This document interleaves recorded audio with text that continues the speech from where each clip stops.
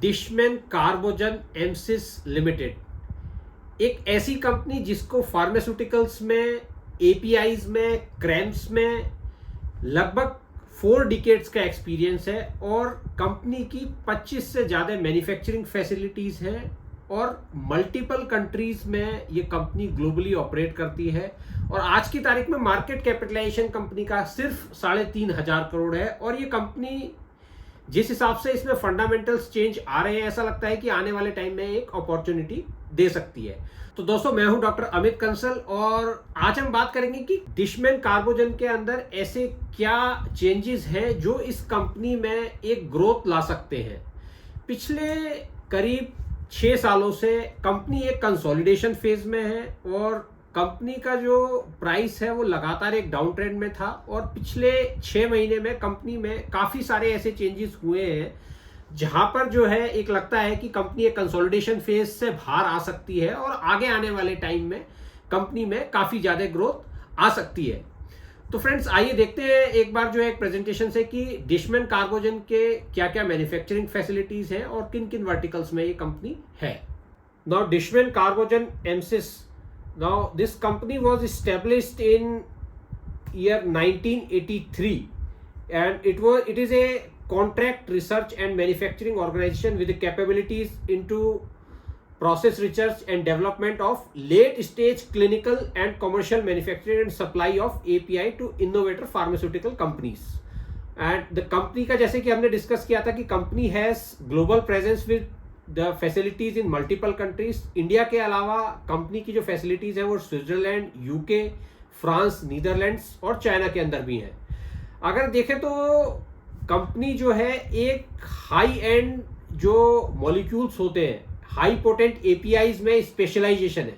Company provides end to end integrated high value niche CRAMS offering and has comprehensive product offerings which includes APIs, high potent APIs, intermediates, phase transfer catalyst, vitamin D analogs, cholesterol, lanolin related products, antiseptic and disinfectant formulations। तो company जो है इस तरीके के verticals में है जहां पर एक हाई कैपिटल इन्वेस्टमेंट की रिक्वायरमेंट होती है और जो लीडिंग फार्मास्यूटिकल कंपनीज है ग्लोबली, वो ऐसी कंपनियों को अपने जो प्रोडक्ट्स का डेवलपमेंट है, यानी कि कॉन्ट्रैक्ट रिसर्च जो है, इन कंपनीज को आउटसोर्स कर देती है। ये कंपनीज अपने साइंटिस्ट रखती हैं, उन पे रिसर्च करती हैं क्योंकि इनके पास पूरी फैसिलिटीज होती हैं। एंड दीज फैसिलिटीज जो है ये कई कंट्रीज से जो है मल्टीपल अप्रूवल्स के बाद जो है वहां से जो है इस तरीके की रिसर्च करने का उनका अप्रूवल मिलता है। तो यहां पर जो है डिशमैन के पास जो फैसिलिटीज हैं वो मल्टीपल कंट्रीज में है। तो उस तरीके से Dishman is preferred global outsourcing partner with capabilities across entire CRAMS value chain and it has strong chemistry skills.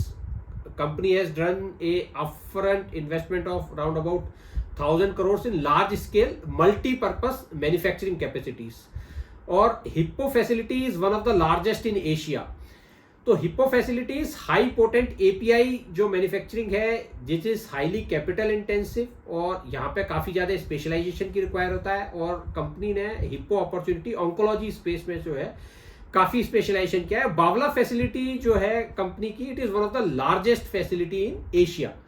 अगर हम इसी तरीके से देखें कंपनी की जो है मैन्युफैक्चरिंग फैसिलिटीज और R&D लैब्स कहाँ कहाँ हैं, तो एट प्रेजेंट जो है company has 28 dedicated R&D labs with multi shift R&D operations including hippo labs और 25 multipurpose facilities at Bawla, Naroda. These are in India, Manchester, Switzerland, Netherlands and Shanghai. So even China में भी company की facilities है। 1 dedicated production facility for APIs and intermediates at Bawla. So 7,500 meter square floor space of R&D at Switzerland, state of the art hippo capabilities. और किस तरीके से globally जो है कंपनी की फैसिलिटीज है हम लोग यहाँ एक मैप पे देख सकते हैं कि नीदरलैंड्स में, फ्रांस के अंदर, इंडिया के अंदर और चाइना में किस तरीके से जो है कंपनी की फैसिलिटीज जो है ऑल ओवर जो है वर्ल्ड फैली हुई है। सो यहाँ पर कंपनी को एक एडवांटेज मिलता है कि हर तरीके का स्पेशलाइजेशन कंपनी के पास है और ऑल ओवर वर्ल्ड जो है कंपनी की जो है फैसिलिटीज जो है R&D फैसिलिटीज अवेलेबल है, जिससे कि इनका कम्युनिकेशन भी इजी हो जाता है और यहाँ पर हम देखें कि मल्टीपल जगह से कंपनी के पास अप्रूवल्स भी है, US FDA, MEB, Swiss, MEDIC, ANSM, WHO, MFDS, PMDA. So multiple जगह से कंपनी के पास जो है अप्रूवल्स है फैसिलिटीज के लिए। इसी तरीके से हम देखें तो why it is a preferred global outsourcing partner, क्योंकि कंपनी के पास जो है it has a integrated across the value chain, because different जो फार्मास्यूटिकल प्रोडक्ट्स हैं वो इंटीग्रेटेड है, strong chemistry capabilities, close proximity to clients with global presence, क्योंकि कंपनी की जो R&D फैसिलिटीज हैं वो डिफरेंट कंट्रीज में है, तो it is easy for them to communicate with clients और उनके साथ कोऑर्डिनेट करना। और जो फैसिलिटीज है that are large scale manufacturing facilities. So यहां पर कंपनी के पास प्रेजेंट मार्केट में काफी बड़ी अपॉर्चुनिटी जो है ये प्रोवाइड करता है। इसी तरीके से देखें कि कंपनी जो है अर्ली स्टेज से लेकर जो है कमर्शियल सप्लाई तक पूरे में कोऑर्डिनेट करती है। Early stage process research and API supply to support early clinical trials, उसके बाद लेट स्टेज मॉलिक्यूल्स में भी कंपनी वर्क करती है, और कमर्शियल सप्लाई जो है कंपनी जो है एपीआईज की भी कंपनीज को प्रोवाइड करती है। So company has very strong research and process facilities. So अगर हम इसको एक कंसोलिडेटेड रूप में देखें तो company has 4 decades of long standing track record for CRAMS, API and specialty chemicals। उसी तरीके से 2200 जो है कंपनी की टीम स्ट्रेंथ है, which is dedicated for research, 25 multipurpose manufacturing facilities और 28 रिसर्च एंड डेवलपमेंट सेंटर्स। अगर हम अप्रूवल्स की बात करें तो हमने अभी बात करी कि काफ़ी जगह से जो है कंपनी के पास अप्रूवल्स हैं, और कॉम्प्लेक्स प्रॉब्लम्स जो कंपनी सॉल्व कर रही है that is for more than 250+ clients. और न्यू प्रोडक्ट पाइपलाइन भी कंपनी की जो है it is 122 million Swiss Franks, और 4 सक्सेसफुल कंपनी ने इनऑर्गेनिक ग्रोथ ट्रांजेक्शंस भी करी है।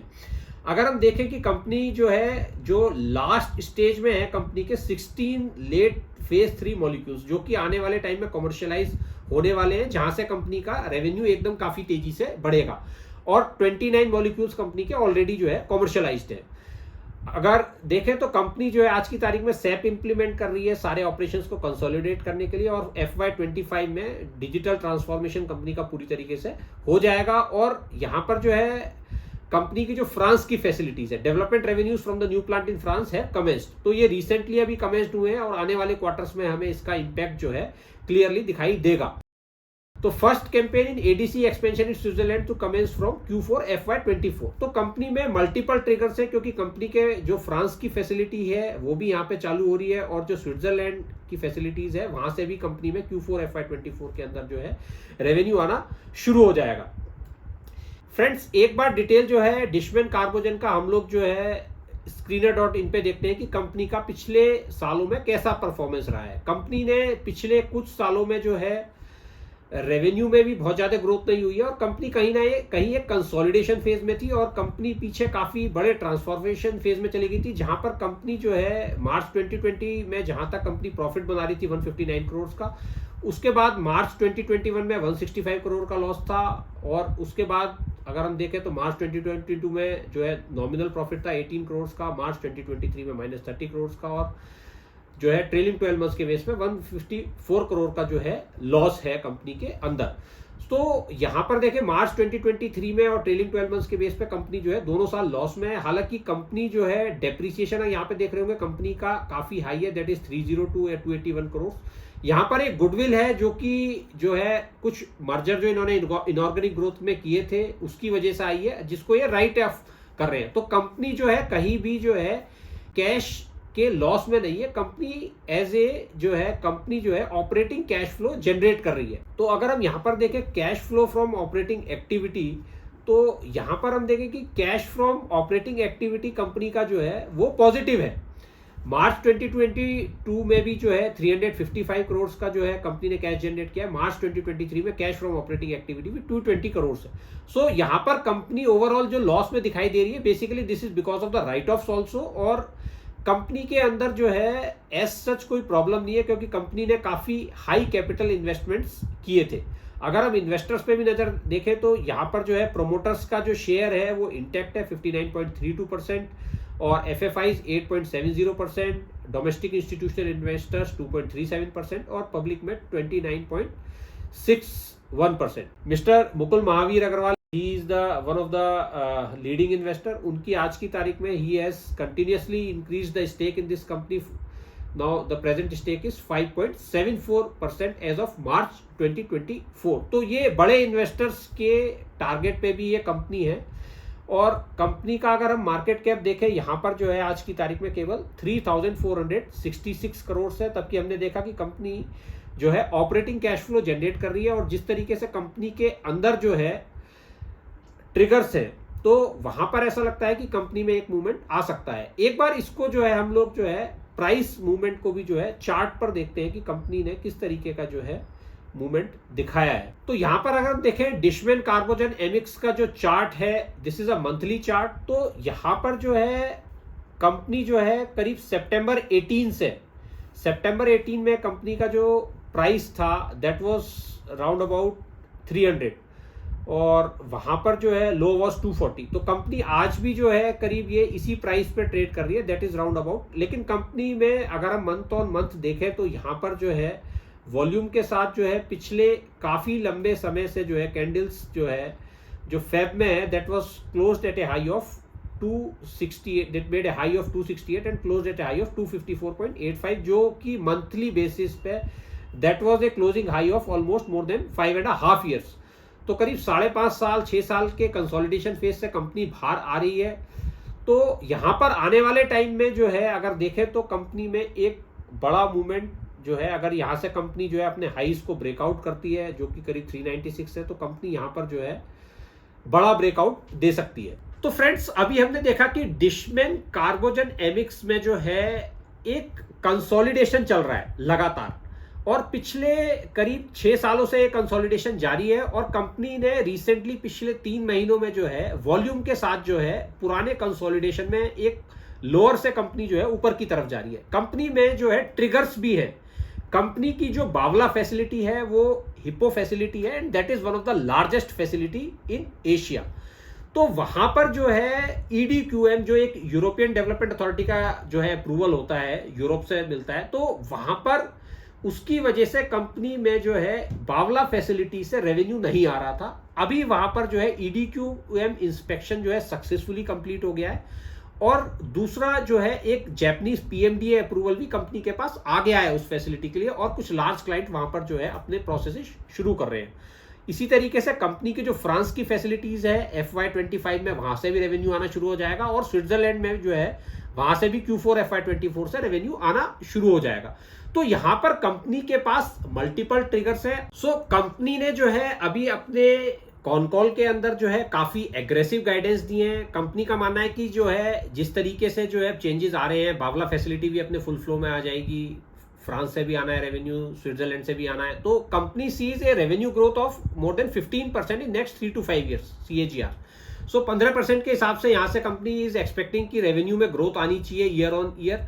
और यहाँ पर जो है कंपनी मार्जिन एक्सपेंशन जो है एक्सपेक्ट कर रही है, जो कि आज की तारीख में ऑपरेटिंग मार्जिन जो है कंपनी का दैट इज 10 to 11%। तो वहां पर company is seeing margin of more than 20-22% और return on capital employed they want to see it at 20 to 25%।